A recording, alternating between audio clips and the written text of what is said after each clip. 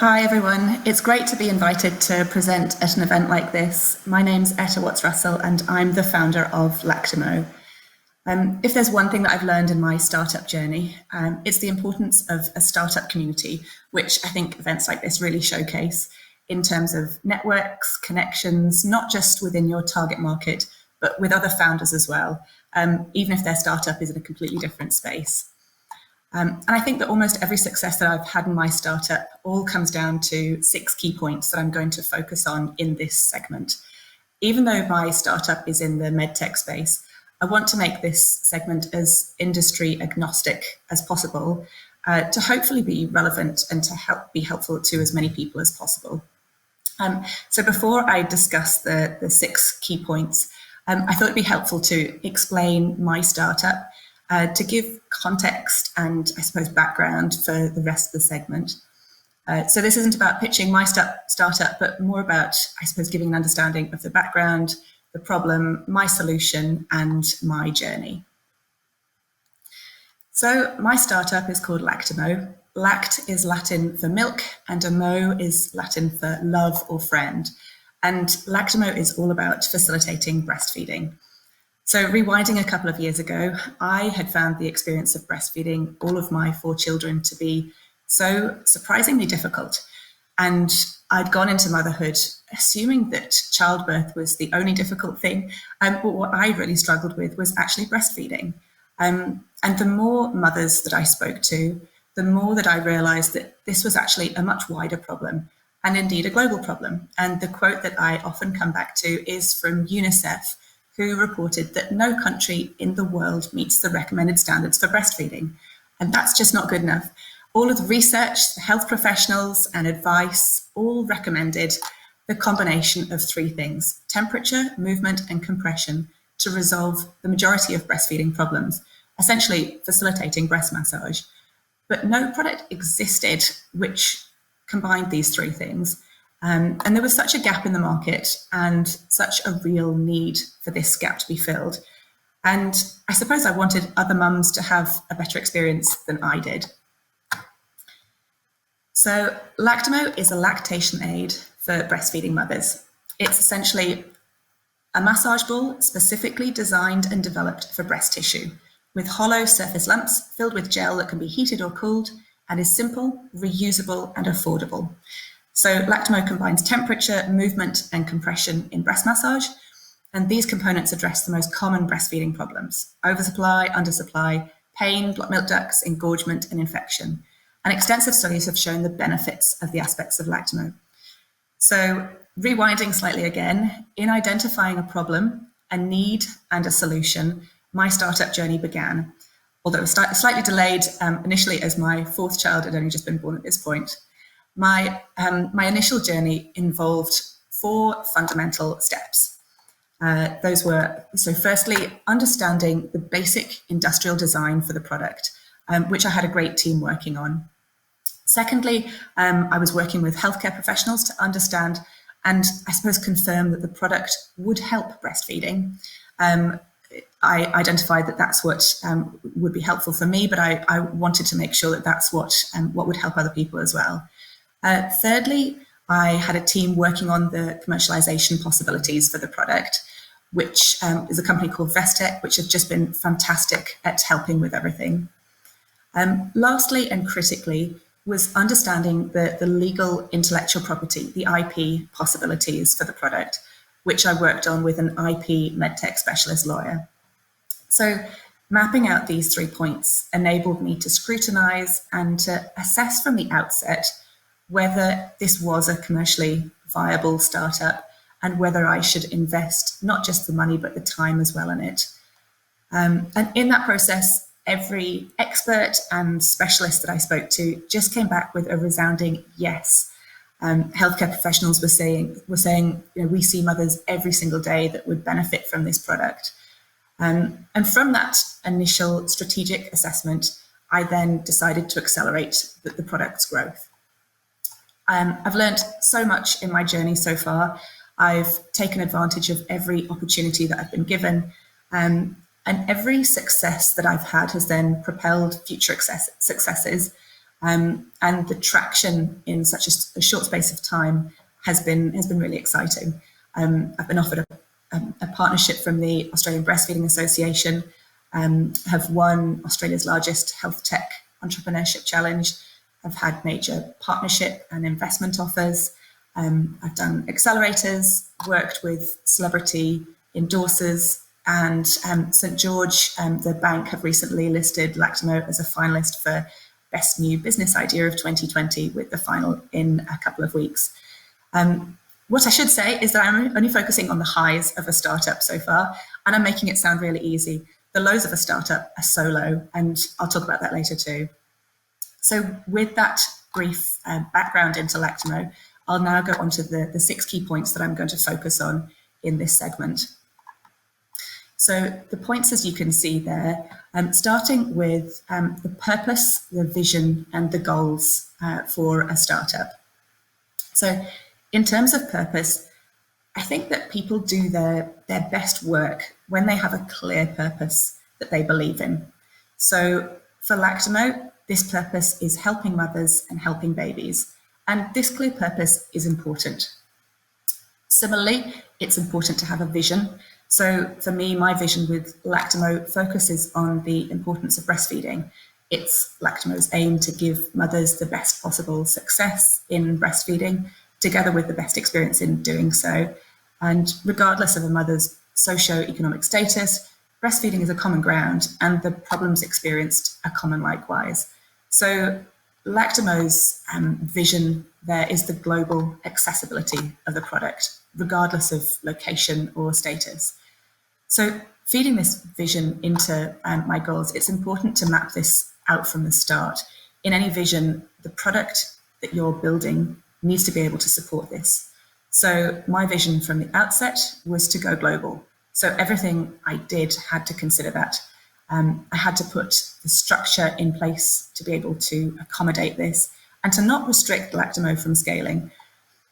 So I suppose 3 examples of ways in which I specifically facilitated scalability at the beginning are, 1, I put the IP, the intellectual property, in place. IP isn't inherently something that you can retrospectively apply. So it's a matter of making sure that you have a clear strategy at the outset and that you're not limiting yourself from day one.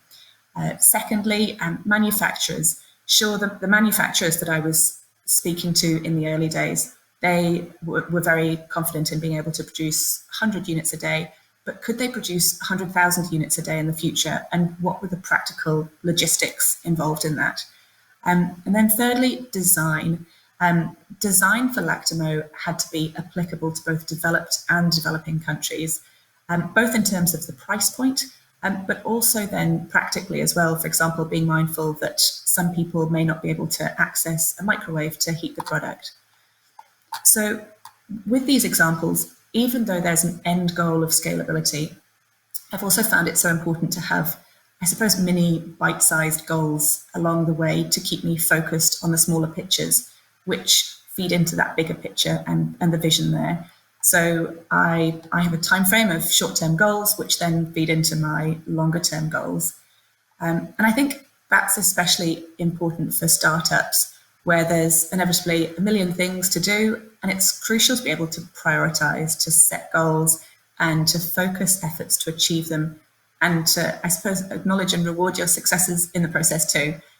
But in saying that, you also have to have the ability to be agile and to adjust to whatever comes up, because things do come up all the time that you just don't expect. So in conclusion, for purpose, vision, and goals, I'd say that these are essentially the core bones of any startup. Your purpose and vision should be at the front and the center of everything that you do. And I suppose everything you do should be to achieve the purpose and the vision as well. So then moving on to knowing your market. So knowing your market is fundamental to succeed. Not knowing your market will not only lead to mistakes that will jeopardize your business, but you will quickly, I suppose, lose credibility with other stakeholders, including investors or potential partners. And credibility and reputation is a point that I'll come back to quite a lot. I think it's a very small world in many ways. And I think that with many stakeholders, you only really get one bite at the cherry in that respect. So knowing your market is different to knowing your audience, which I'll come to later. There's some obvious points to knowing the market. For example, who are your competitors, what are their business models, and what's their vision? There's so many ways of researching this. For example, interviews and podcasts of businesses discussing their strategies and visions.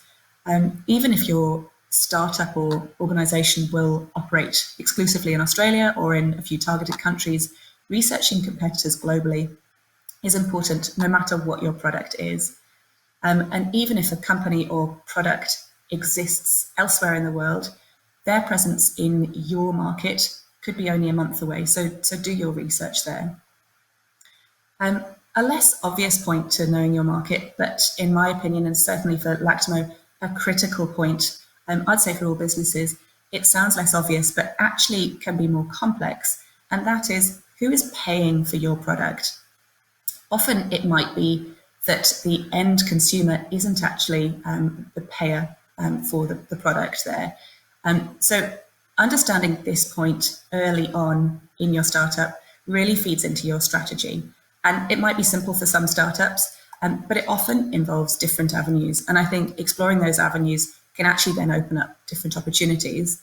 So for Lactamo, even though it might seem like a simple product that a mother will buy it, the best way of actually getting to mothers is actually a combination of different avenues. So B2B, B2C, and B2G are the main avenues for Lactamo.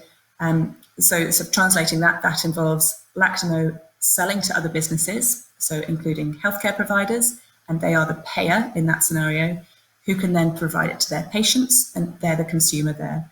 So the easiest example of this is the private healthcare providers who would give new mothers a gift pack during their hospital stay. The other models for Lactamo are selling to government entities and also Lactamo selling to other retailers. So understanding who the payer is, I think will allow you to target your product more strategically.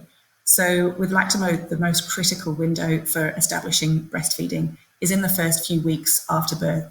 So getting to mothers via hospitals in the first few days after birth is ideal.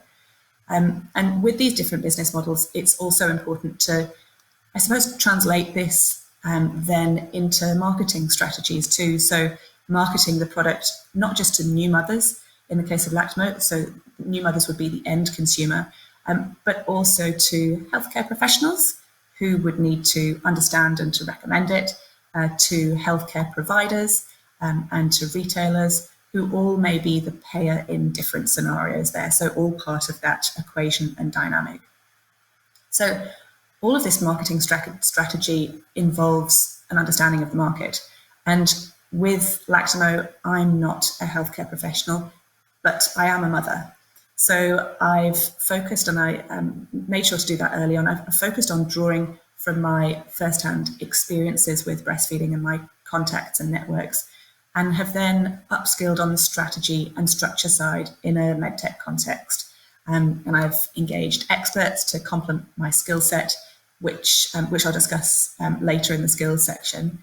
I've looked for connections and conversations with people, and each step of this gave me more insight and understanding in the medtech and the femtech space. So connecting on LinkedIn, industry forums, and through accelerators has also really helped me. And I suppose one connection usually leads to another, and so on there. I don't think it's ever possible to know everything and to have stopped learning. And from my experience, every effort I make to learn and understand has given me more and more opportunities. And in turn, as I was saying before, adds to that credibility. So, as I said, in summary, knowing your market is the most fundamental point. And if you don't, not only will you make mistakes that will jeopardize your startup, but you'll quickly lose credibility in the space as well. So taking the third point of networks there, I've got a background as a corporate lawyer. I didn't have any connections in the medical community initially, but I did have the practical experience, as I said, of being a mother, and in identifying a problem and a solution and working with medtech commercialization experts, healthcare professionals, industrial designers, and R&D specialists, across the whole page there. I quickly built on this. So finding out who the key stakeholders and influencers are for your product is key. And I suppose it really comes down to the importance of having a passion for your startup.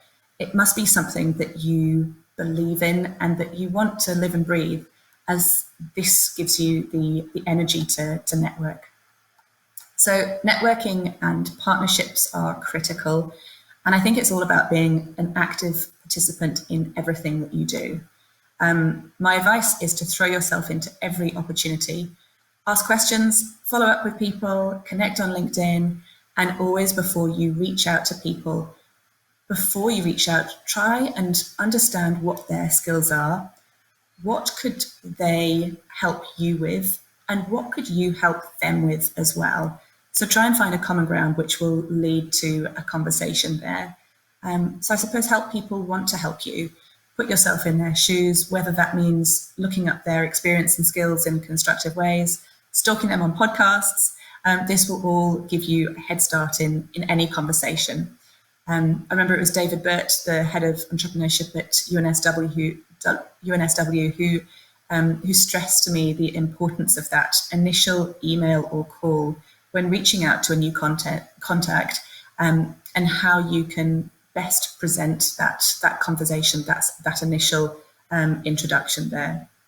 So research people, connect at forums like this, connect at seminars and accelerators. And as a founder, offering your time and help too is often what leads to further connections. Asking questions at conferences and meetings is such a valuable opportunity to connect with relevant people. So feel free to ask lots of questions on the chat function here as well. So I think that some people assume that COVID means that creativity and networking has to pause. But I think in many ways, it can actually be the opposite. Events like this one being online really make it possible for people to remotely connect. And one of the best examples of this for me was at the start of COVID, when it was just a whole new playing field for everybody. And I did the pre-accelerator program with 10X, which is the collaboration of UNSW and the St. George Institute for Global Health.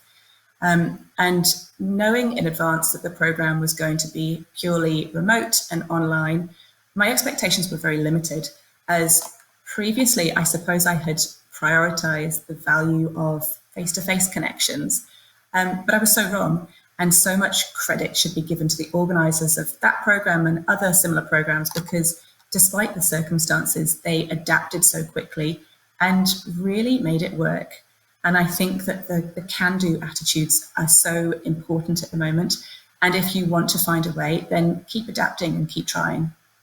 I think that the 10X program, I would absolutely recommend. It went above and beyond and perhaps created an even better platform than had it not just been online, as it previously wasn't there. I also did the Actuators Pre-Accelerator program before that, which was invaluable.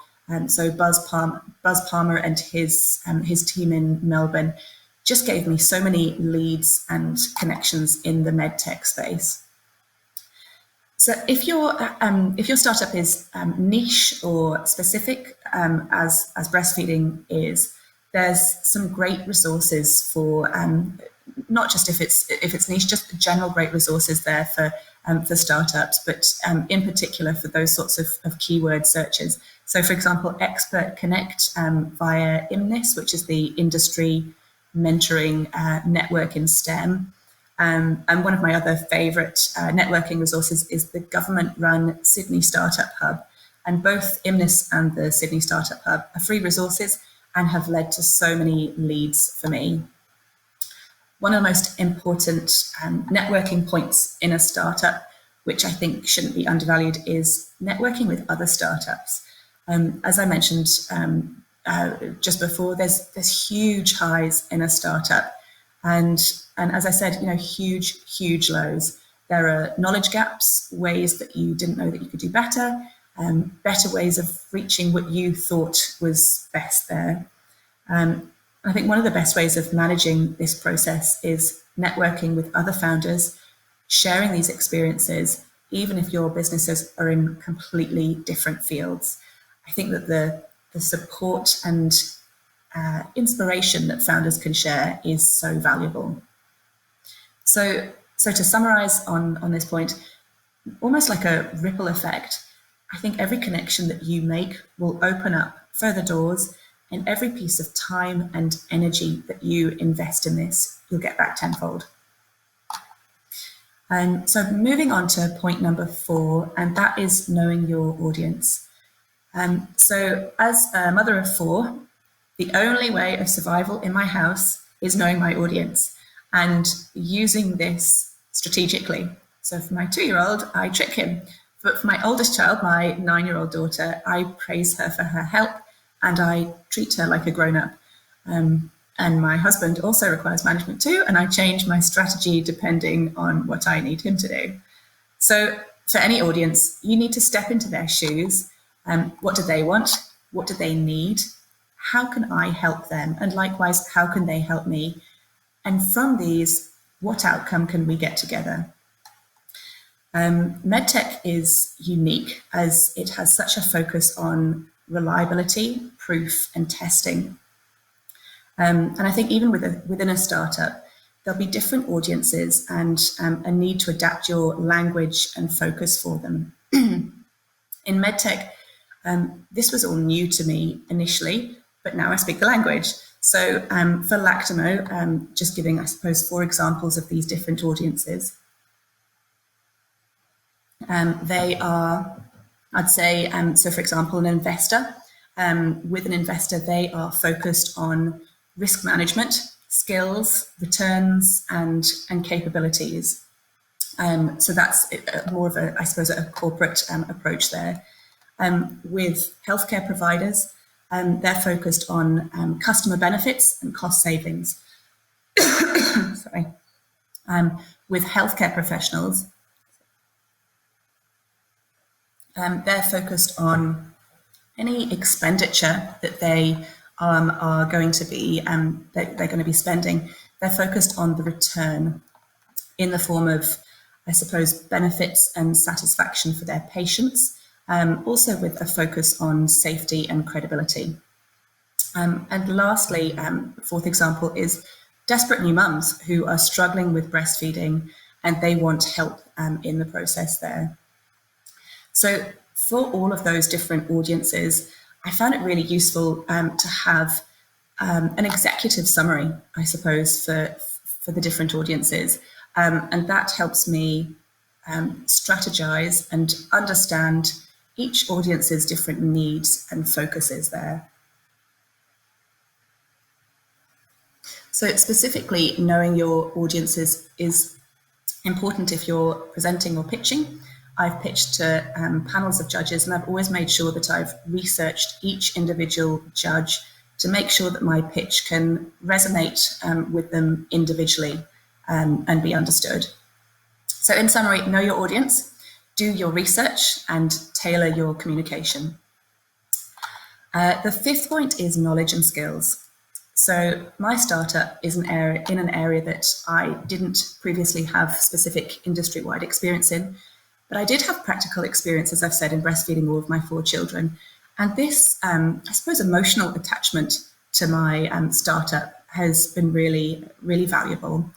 But I did identify that I needed to ensure that I had a team of experts, specialists, and key industry leaders. And I think the secret to any good leader is to surround yourself with the right people who complement your knowledge and skills. I remember I was in the green room for a MedTech conference about 12 months ago, and I was the only one in the room with no medical qualification. I was so nervous to go out and present on stage in front of 350 healthcare C-suite executives, government ministers, pharmaceuticals, all with a focus on the healthcare sector. But I ended up winning the most prestigious award at the conference that night. And that shows that you don't have to be an expert in everything, and that you can rely on your team there. I've had to roll my sleeves up, speak the language of injection molding, sandblasting, regulatory standards, ISO 13485, corporate GST. So even though I have experts working with me, I still need to speak the language and be across that. And I think in that process, it's important to know your own strengths and weaknesses and to fill those gaps there where necessary. And it's important in every team to have people who inspire you, whether this is directly in the team or, for example, as an advisory board. But ultimately, I'm the main face of my brand, and so I need to be knowledgeable and credible and promote that vision there. So in my mind, and to summarize, know your strengths and limitations and plan your team accordingly to reach your full potential there. The last point, sorry, I need to leave some time for questions, don't I? Last point is funding. So funding must be, I suppose, the number one challenge that all startups face at some point. Most startups are bootstrapping to begin with, and this usually has a limited lifespan. The good thing I think about being lean as a startup is that it forces you to scrutinize every single expense in a really constructive way. Most funding options take equity, diluting the company. The main scrutiny that I would give to any investment opportunity is 2 points, dilution and value add. So for dilution, for Lactamo, I'm trying to prioritize retaining control of my company and the direction myself. And for value add, I think it's about considering what else that investment brings other than just the money. So, for example, what are the investor's skills that can help your business? If they're going to be a co-founder, do your skills and personalities complement each other? And if you're diluting, will this result in regular reporting meetings, that sort of thing? And importantly for investors, what is their purpose, their vision, their ethos, and does this align with that of your company? As a basic example for Lactamo, aligning with, say, an investor which promotes baby formula would perhaps limit Lactamo's opportunities of aligning with associations that promote breastfeeding. And similarly, I think it's important to focus on the social enterprise side as well. So Lactamo, similar to the plate for plate food model that you might have heard of, I'd be keen in the future to look at, say, a boob for boob model. And this direction needs to be accepted and understood by investors there as well, which may not be prioritizing profits in that sort of respect. Also, I think consumers are rightly so more and more focused in and focused on the ethics and credentials of a company. So funding could take, funding, I suppose, could take the form of participation in accelerator programs, and it will be a similar sort of points to understand there.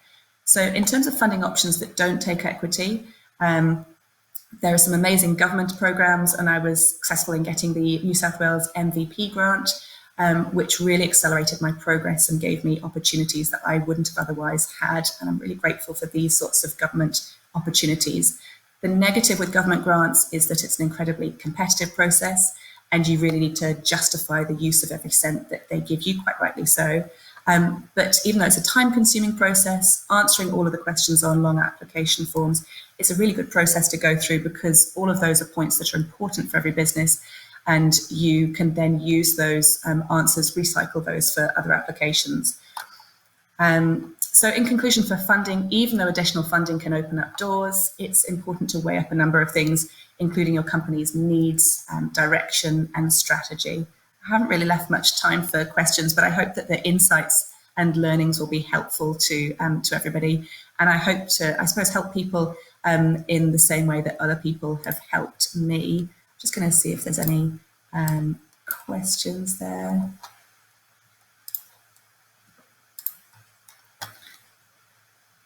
Government grants. Government grants, I focused a question from PJ there. It was the New South Wales MVP, the Minimum Viable Product grant there.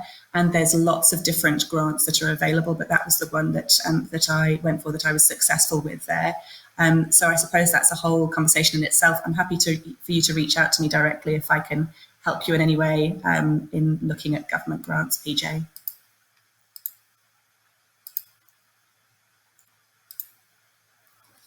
I think that's come to the end of it there. Thank you very much, everybody.